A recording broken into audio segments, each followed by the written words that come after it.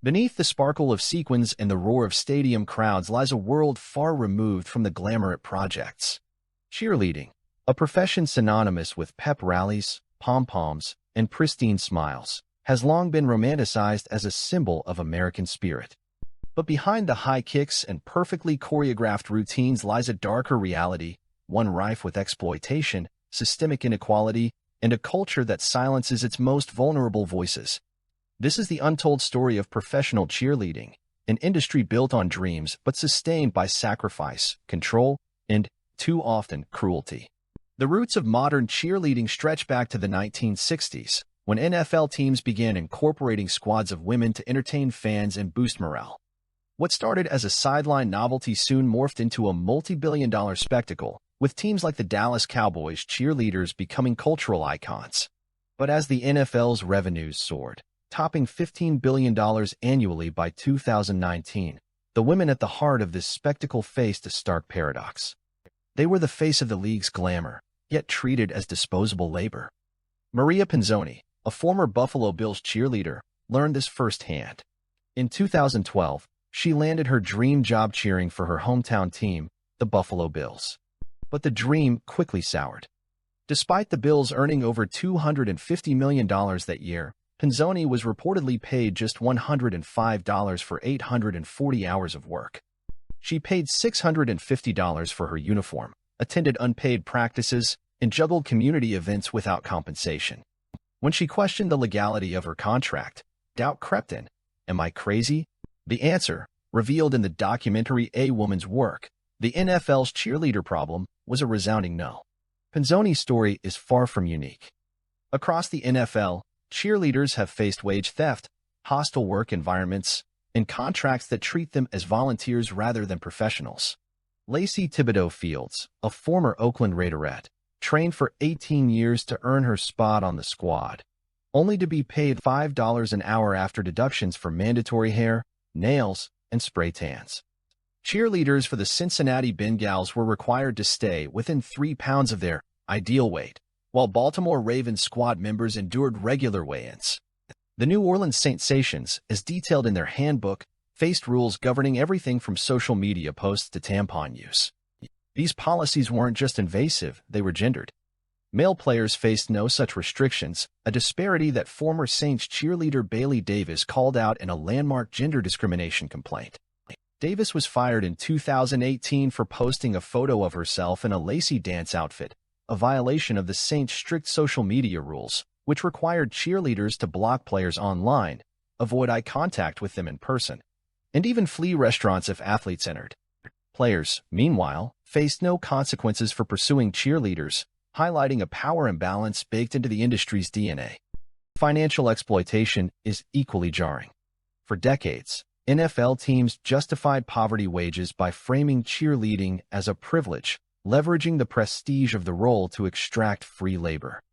Many squads operated as quasi-independent entities, with managers pocketing profits while cheerleaders footed the bill for uniforms, travel, and beauty treatments.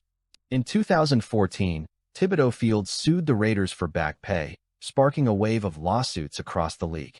10 of the NFL's 26 teams with cheer squads faced allegations of wage theft, with some cheerleaders earning as little as $2.85 an hour. When Pinzoni and 73 fellow Jills filed a class-action lawsuit against the Bills, the team's response was brutal. They dissolved the 50-year-old squad entirely, casting the cheerleaders as villains for demanding fairness. The NFL, despite its public pledges to address sexism, has done little to standardize pay or working conditions, leaving policies to the discretion of team owners, many of whom prioritize profit over people. But the abuse extends beyond economics. Cheerleaders have long been subjected to sexual objectification and harassment, both from fans and within their organizations. The Dallas Cowboys cheerleaders, immortalized in the 2018 documentary Daughters of the Sexual Revolution, became symbols of the 1970s sexual revolution, their hot pants and midriffs drawing camera angles aimed up their skirts during performances. While the women saw themselves as athletes and entertainers, the league marketed them as fantasy objects, a tension that persists today.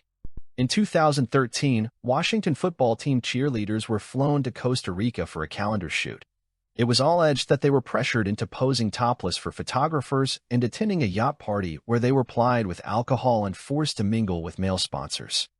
Underage squad members were given no protection, and those who complained were dismissed or silenced by non-disclosure agreements. Similar stories emerged in New Orleans, where sensations were sent to private homes to entertain male fans, and in Las Vegas, where NHL cheerleaders relied on stage managers to shield them from groping spectators. The industry's culture of silence is perhaps its most insidious feature. Many cheerleaders signed NDAs, gagged from speaking out about harassment or unsafe conditions. Teams weaponized the fear of replacement, threatening to bench or fire those who challenged the status quo. Bailey Davis, terminated by the Saints over an Instagram post, described the whiplash of losing her career overnight. "Everything I worked for was gone," she said after moving to Sarasota to rebuild her life. Others, like Maria Pinzoni, faced emotional tolls that extended far beyond the courtroom. As her lawsuit dragged on, Pinzoni cared for her dying mother while battling the NFL's legal machine, a fight that laid bare the human cost of systemic exploitation. Yet, amid the darkness, glimmers of resistance have emerged. The Me Too movement, founded by Tarana Burke in 2006, empowered cheerleaders to share their stories, exposing patterns of abuse that spanned decades. Davis's Level the Playing Field campaign galvanized others to speak out, leading to policy changes in some squads. The Raiders revised their contracts to comply with labor laws, while California passed legislation protecting cheerleaders' rights. In the NBA, the Sacramento Kings replaced their all-female dance team with a co-ed squad, citing equity concerns, a move echoed by the Dallas Mavericks and Cleveland Cavaliers. Even the NFL, under mounting pressure, has begun to reckon with its complicity, though progress remains glacial. The future of professional cheerleading hangs in the balance. For every team that reforms, others cling to outdated models, prioritizing spectacle over safety. The dissolution of iconic squads like the Jills and Bengals serves as a cautionary tale. An industry built on exploitation cannot survive the scrutiny of those it exploits. Yet, the women at the heart of this struggle, athletes like Bailey Davis, Maria Pinzoni, and Lacey Thibodeau Fields, refuse to be erased. They ride bikes on Sarasota beaches, open dance studios, and fight for the next generation of cheerleaders. Their stories are a testament to resilience, a rallying cry for an industry overdue for reinvention. Cheerleading, at its best, is a celebration of skill, teamwork, and joy. But to reclaim that spirit, the profession must confront its darkest truths: the wage theft, the objectification, the silencing of voices.